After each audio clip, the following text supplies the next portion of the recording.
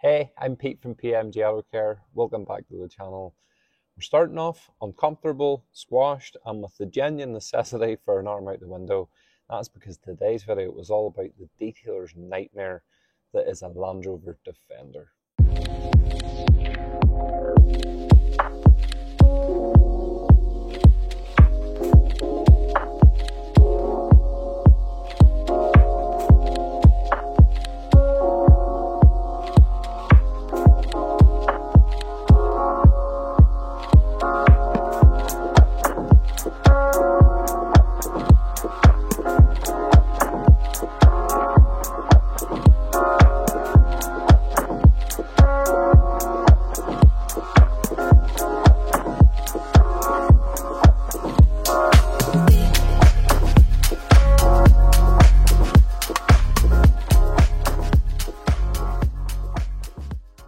Can you name a more iconic vehicle than a Land Rover Defender?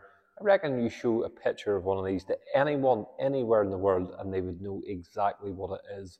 And it's hard to believe that, as we know it, the Defender came into life in 1983 and followed all the earlier series Land Rovers, but that was originally a 110, then the 90 joined a year later, and they made them right the way up to 2016. That shape is absolutely iconic. It didn't really change much over those years. They did some interior improvements, if you could really call anything inside a Defender anything other than agricultural. But they're so popular within the modifying scene, and they appeal to so many different people. You have the sort of active lifestyle people, you have the people that use them as work and utility vehicles, and then you have the people that just appreciate how cool they look. I'm one of those people. I think they look really cool. I don't particularly enjoy driving a Defender, but I can totally get the appeal and I can stand and look at one all day. Detailing one though, that is a different story. And that's where this totally pulls at two different parts of me. On the one hand, we've got the car enthusiast that is like, I love these, I get why they're so iconic, absolutely incredible cars. And then the detailer in me is going, but they are the worst car to detail. They're an absolute nightmare of a thing, and that is true, they really are. So what are we doing with this one? Well, the owner left us with the brief of do whatever you want with it, just get it looking its best. Initially I had planned some chassis detailing with the car, but having a really good poke underneath it. It's actually been really well undersealed and the car's great under there. So we'll just do a deep wash of the underside of the car just to clean it from any of the dirt from being used. But there is a lot of algae and moss and dirt built up around the exterior of the car. And even washing the Defender is quite tricky with all the little seams and edges and stuff.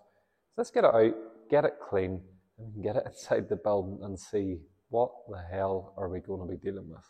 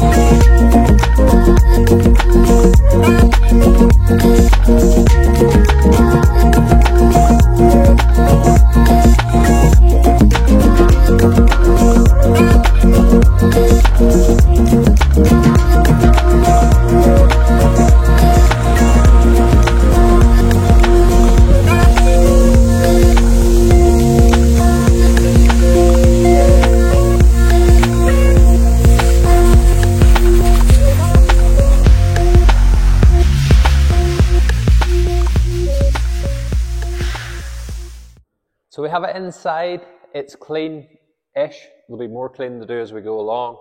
Sitting next to its badass baby brother, an urban, brand spanking new Urban Defender. We did a new car prep and full coatings on this. What a nice car, absolutely beautiful. But its old grandfather here, this is where the work really is going to be ahead of us, and there's quite a lot to do. Now, I did say these are a detailer's worst nightmare, and they really, really are. They are a plethora of challenges, from all of the sharp creases and curves and edges, and then you have thin paint, thick paint, all different types of paint throughout the vehicle. And for something this size, you really have to do the most of this car with 3-inch pads or 1-inch pads. It's really only this bonnet section and some of the doors that you'll get away with working with a 5-inch machine in this car. Now, we're off to a bad start already. I wanted to get this roof rack off so we could properly polish at this roof. It is seized solid, so I'm not going to risk damaging that. We will polish all of that we can reach with the machines, and then we'll have to hand polish the rest and coat that. But there's still quite a bit of other detailing related issues as well. So we'll pop the camera off and show you exactly what we mean. So start off with this bonnet, and you can see it's very heavily swirled, but there's also a load of chemical etching on this. Now, this is an absolutely beautiful colour, and machining it is going to bring out a lot of depth, but it's going to take quite a bit of cutting. And then the challenge that we face with one of these is the size and shape stuff of the areas of this car. So let me give you a good example here. We'll place a 5-inch pad, which is what you would normally see us working with, face down. As you can see, we're going to get a bit of contact with most of that area, but when we come up to here, that is not going to work. When we get up to here, that is not going to work. Likewise, as we go around, that's when these pads all come into play. As you can see, we vary the size down as and when we need. So the little 1-inch pads allows us to get up into places that are otherwise going to be very, very difficult. We're going to have to lift this bonnet up and stuff to do, well, as much correction as possible. That's not the only challenge with a Defender. You also have the likes of these colour-coded wheel arches with these very sharp edges, which are plastic. They heat up really quickly. They're really, really prone to burn through, and they also have way less paint on these than there is on the actual body of the car. Then you have the complicated areas like in here. Small enough panels all around. Likes the downside of this grille, which has some paint missing. We're going to have to touch that up and deal with that as best as we can. But that's a similar pattern throughout the vehicle. And then when you get to the sides of the car, say the doors, you can see we really have our work cut out for us. We really, really do. But we have some flat sections to work with in terms of some of the doors. But then when you get round to the likes of these pop rivets, we need to be very, very careful in around here. The paint is vulnerable around there. You destroy pads trying to get in around those areas. So that's again where we have to drop down the size of what we're working with.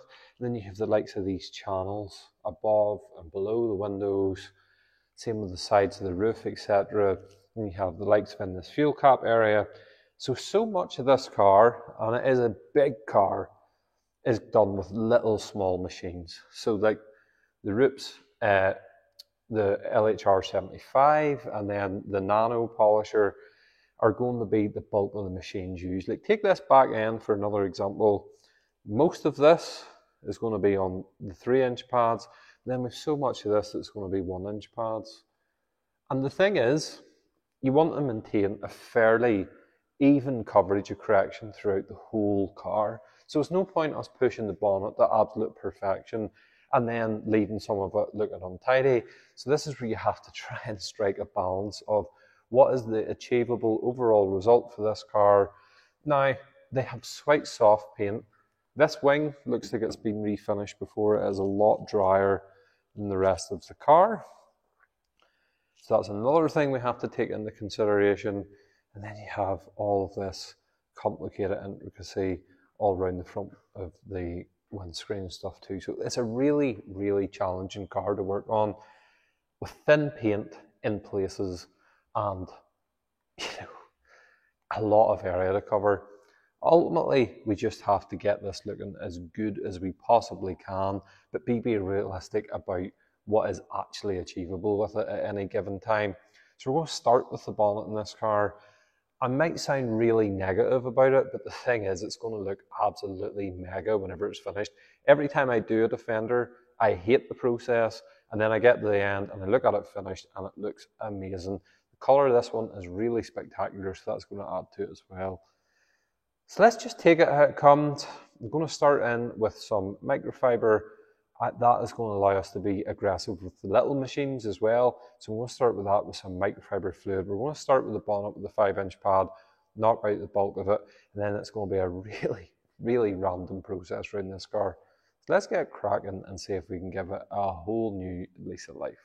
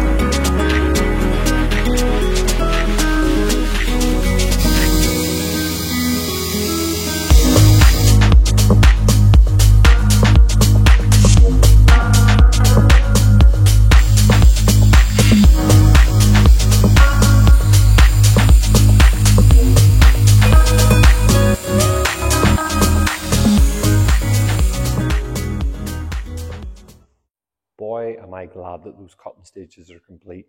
That's the really time-consuming, challenging part of this job done. To be honest, a lot of it was pretty straightforward. The paint was pretty pleasant to work with, and it's such a vast improvement. There's a lot of refinement to do. I ended up cutting quite a bit of it with microfiber. Stevie chose to stick with the foam. It just was the combo that was working best for him. But the net result is that the car looks fantastic all over now, and we actually achieved quite a high level of correction. So now it's important to do the refining stages. I'm going to go in with some Meguiar's 205 because there's a little bit of bite still in that, but it's still got enough lubrication that we can spend time, break it all down, and that's just going to make the world of difference and really bring this beautiful colour and all of its metallic flakes just will pop to life when that's done. Let's get cracking with that, and then finally we can go on to the finishing stages.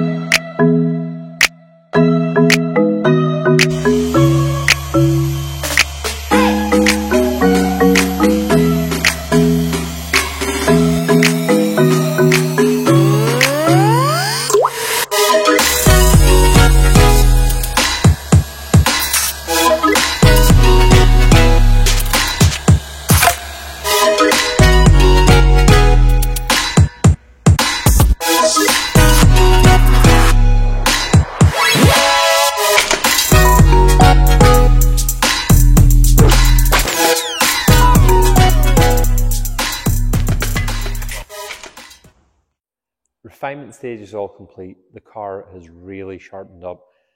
Now we're over the back-breaking bit of this, the bit that is really unpleasant to do, which is the correction side of things. And when you see this transformation, it makes all that hard work just totally worthwhile. So now we need to protect it, and then there's still a bit of cleaning to do.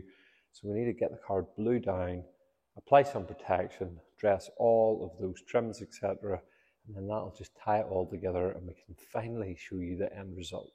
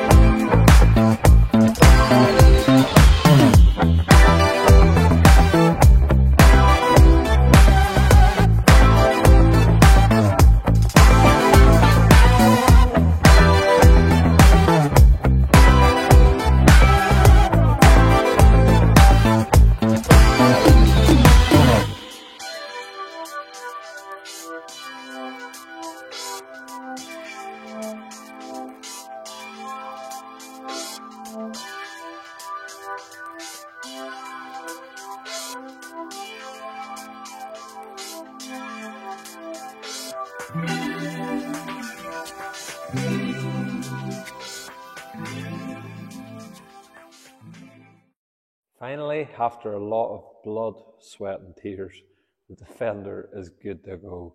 So there's just one thing left to do, and let's show you guys it finished.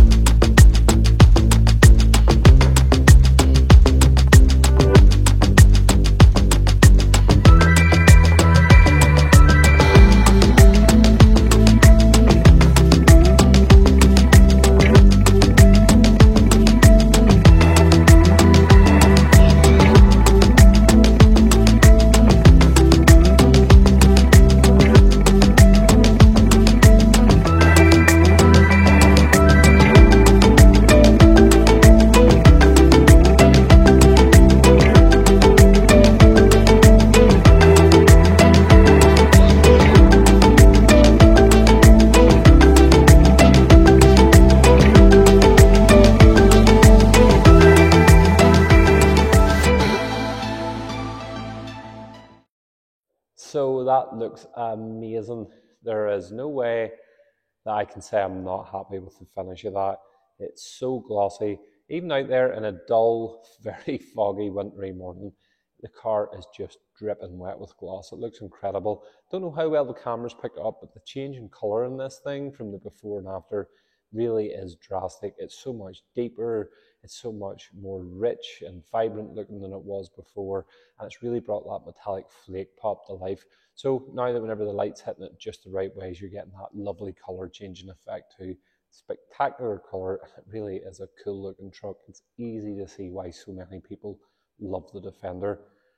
Was it a challenge?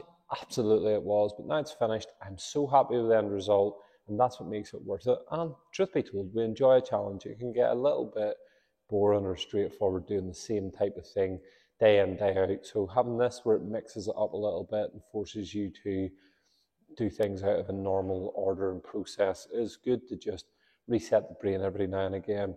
So will I be excited for another Defender coming? I never am at the start, but I'm always so totally happy with them whenever they're finished, particularly when they look as good as this one. So that's it, another video wrapped up. Thank you for watching. If you haven't already, please like and subscribe. We're really trying to get to 1,000 subscribers in the next few months. That would be amazing to have your guys' support. And for what the next video is going to be, I have no idea. So if you have any suggestions, drop it in the comment section below. And just a few different things. If you haven't seen the channel before, we have some of our own personal project cars, and we have a few different how-tos. We're going to introduce some more how-tos as the year goes along, hoping to get plenty in the bag for 2024. All right, guys, thanks for watching, and we'll see you again soon.